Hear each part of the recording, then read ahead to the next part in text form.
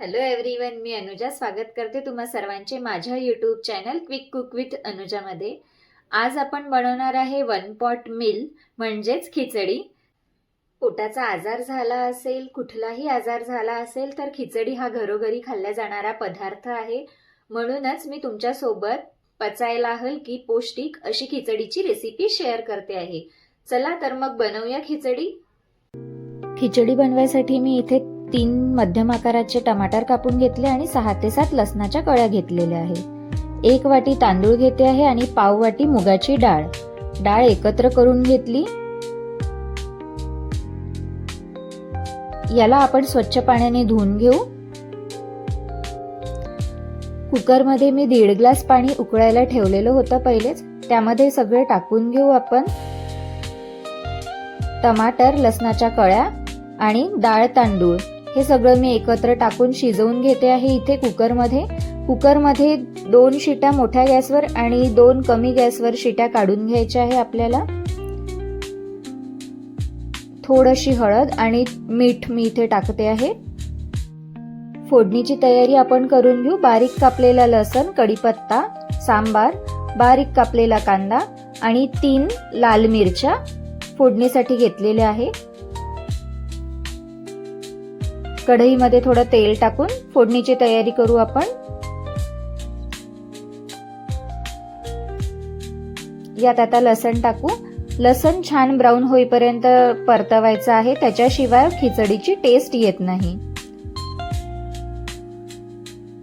थोडं जिरं घालून घेतलं।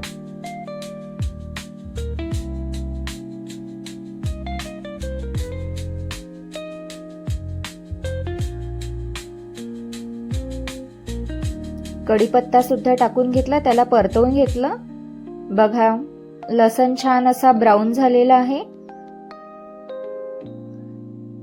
कांदा सुद्धा टाकून घेऊ। कांदा सुद्धा आपल्याला ब्राऊन होऊ द्यायचा आहे, कारण त्याच्याशिवाय खिचडीची टेस्ट व्यवस्थित येत नाही। कांदा कच्चा कच्चा वाटतो।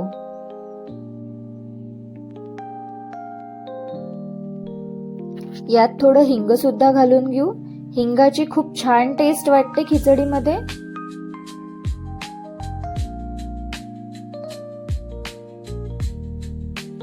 कांदा आपला ब्राऊन होतच आहे। आपण यात लाल मिरच्या टाकून घेऊ। लाल मिरच्यांसोबत पुन्हा कांदा शिजवून घ्यायचा, परतवून घ्यायचा।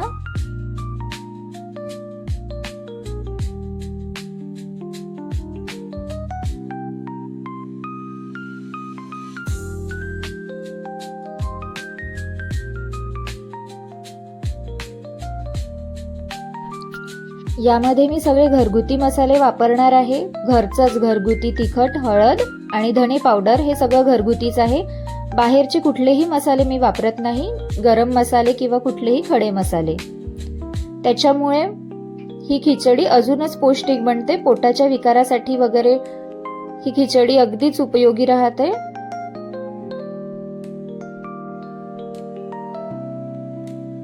यामध्ये आता आपल्याला थोडं पाणी घालायचं आहे।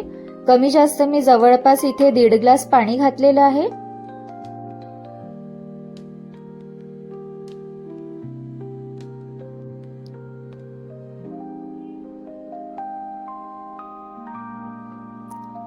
याच्यावर झाकण ठेवून आपण हे पाणी उकळून घेऊ।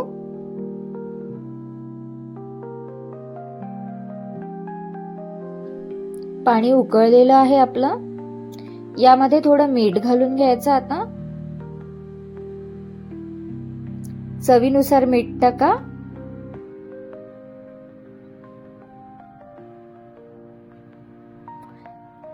शिजवलेली खिचडी मी यात सोडते आहे आता। थोडी थोडी करून पूर्ण खिचडी यात टाकून घ्यायची।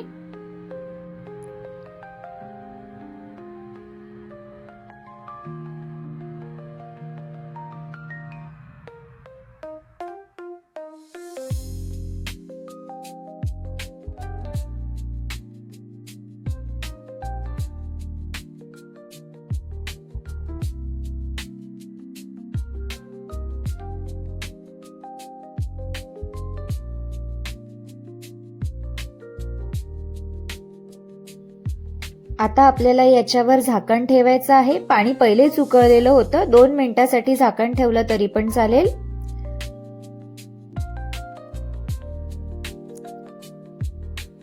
आता याच्यावर छान असा सांबार टाकायचा आणि गरमागरम खिचडी सर्व्ह करायची.